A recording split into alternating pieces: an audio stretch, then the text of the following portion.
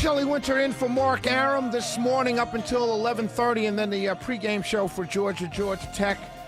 I normally air Monday through Friday, 7 p.m. to 9 p.m. Please check me out if you have a chance. If you're ever in an automobile or at home, go to WSBRadio.com and say, what is Alexa, play 95.5. And you can listen to me at night. I'm here with Deborah Green, producer of the Mark Aram Show, Longoria, and my cousin Vinny, taking your calls. Her name was Sarah Beckstrom. She was 20 years old. She was a National Guardsman out of West Virginia. She got killed this past weekend, or a couple days ago. I keep thinking today is like Monday, because I had to get up so early this morning, and after the holiday. So her name was Sarah Beckstrom. And Staff Sergeant Andrew Wolf, he's 24 years old. He's fighting for his life.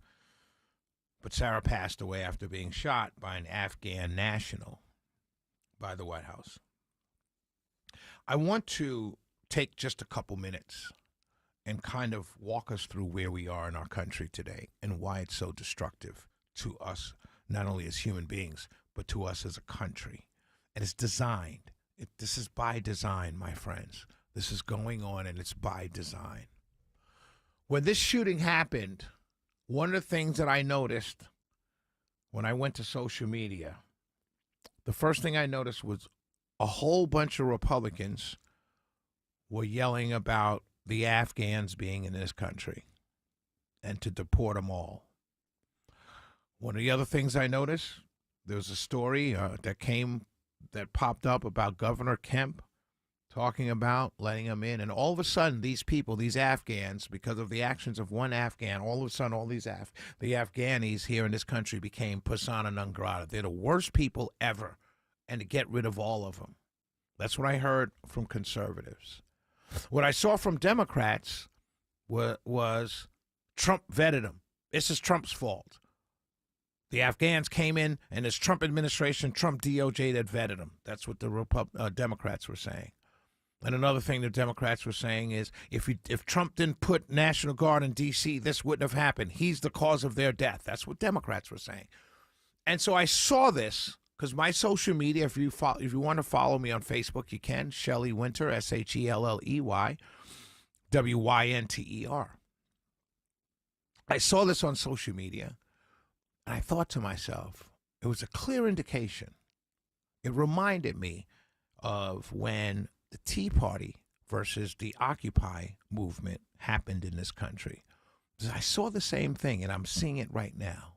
This is what I saw when the Tea Party came up from the grassroots. It was just an organic movement, and Occupy was an organic movement. Both were later taken over by corporate interests. We understand why now. But when these movements rose up, the media, people, conservatives and liberals alike, conservatives pointed to the Occupy movement as a bunch of hippies and English majors who still live in their parents' basements.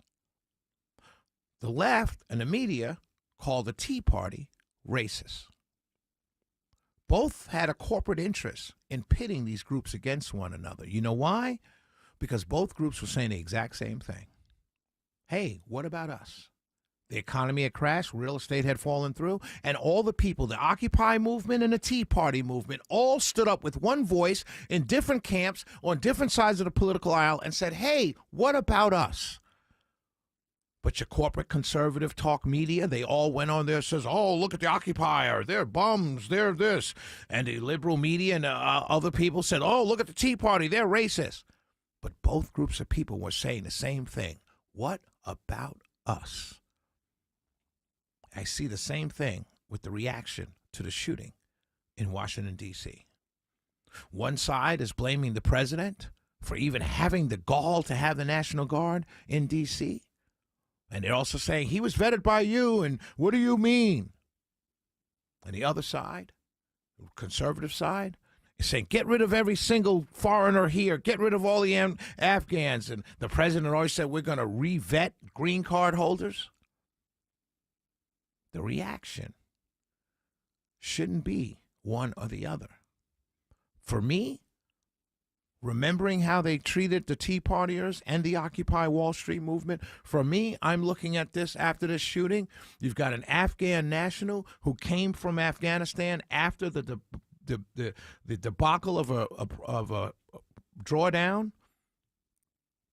He came here with others, military-aged men. He worked with the CIA and the Department of Defense in Afghanistan under several administrations. And he's brought here by this country, put up in Washington, in Oregon. Hey, have at it. You're an American dream now. And this guy's allowed to drive all the way across the country and shoot 2 National Guardsmen blocks away from the White House. My first thought is, it's not Biden's fault. My first thought is Trump's fault. My first thought is deport all. No, that's not my first thought. My first thought is this the Gulf of Tonkin all over again? Is this a false flag? Is this a way to, oh, wait a minute, hours after the shooting, Pete Hegseth said the president wanted, as requested, 500 new National Guardsmen moved into D.C. 500.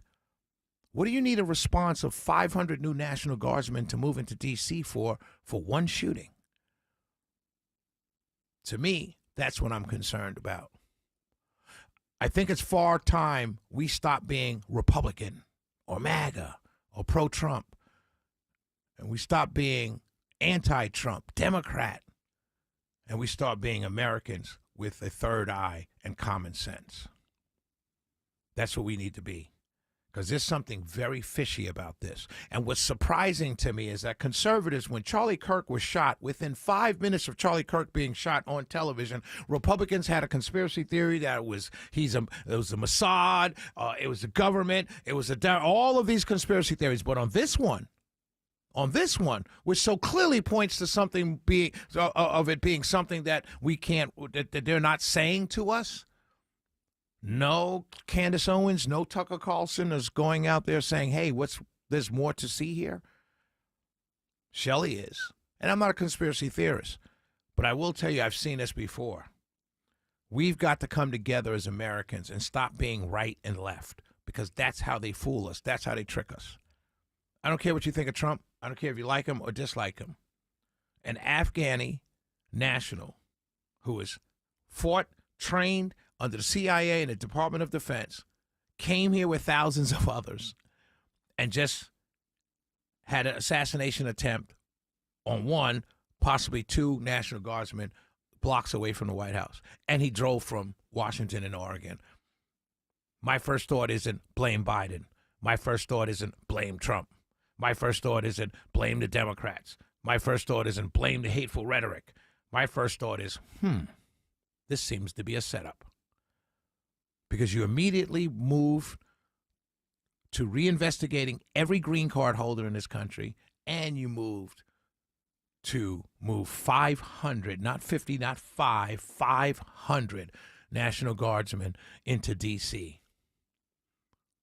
10 months, a year out from midterm elections.